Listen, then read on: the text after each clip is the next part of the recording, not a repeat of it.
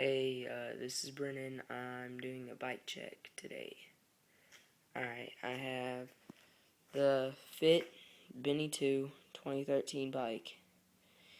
It's mostly stock parts. It's got the Benny 2 bars, the Fit Team grips. They're pretty nice. The Sunday Freeze stem top load. The Fit Benny 2 2013 frame.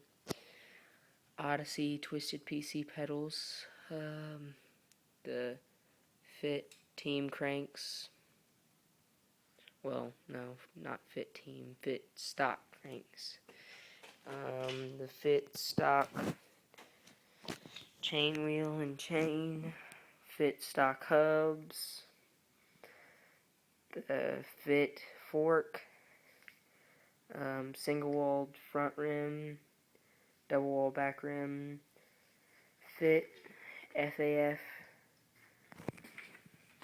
2.3 tires, front and back, white walled, the Fit low bolt seat with the Fit seat post, and the brake lever and brake cable. Not sure what kind they are. Yeah, that's about it. I built a ramp not too long ago. Yeah, it's pretty nice.